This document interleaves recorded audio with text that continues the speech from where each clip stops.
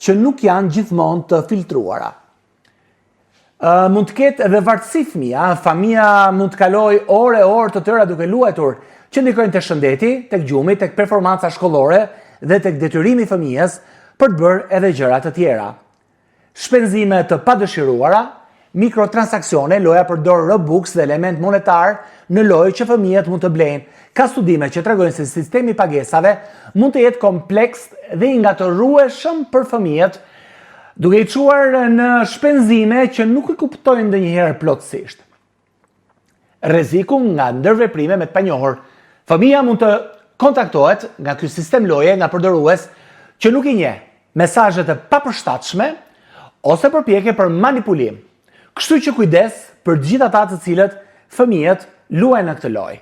Ndikimi i vetvlerësimit, në lojra ku vlerësohen avatarët, pajisjet, pamjet e bukura, fëmijët mund të ndjehen në presion për të krahasuar gjithmonë me ata dhe për të thënë, "Ua, sa gjëra të mira kemi virtualisht", po ndërkohë janë të paarritshme.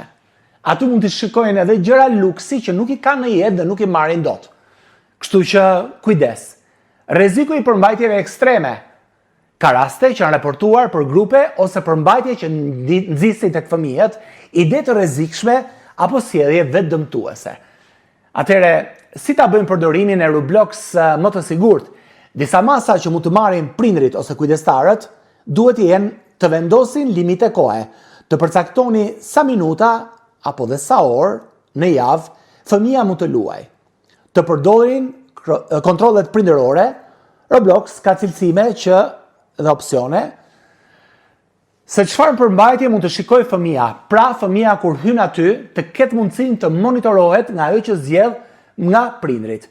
Por e rëndësishme është që të diskutoni me fëmijën, të flisni për rreziqet dhe të mësoni fëmijët që të mos japin informacione personale, apo kur kontaktohen nga të panjohur, të njoftojnë prindrit e tyre. Njëkohësisht, prindi duhet jetë e mira që kur fëmia e dashuron shumë këtë lojë, të gjejë kohë për të luajtur pak me të. Nga ana tjetër, të kontrollojnë historinë e lojës, të kontrollojnë transaksionet që bëhen aty, çfarë blen fëmia dhe për çfarë i shpenzon ato parat virtuale. Mësoni fëmijën të raportojë nëse shet diçka që e shqetëson. Çdo mesazh apo lojë me përmbajtje që nuk është e përshtatshme, ta raportoni menjëherë në platformë dhe mësojeni fëmijën që t'ju njoftojë për gjithçka që nuk shkon pikërisht me këtë lojë.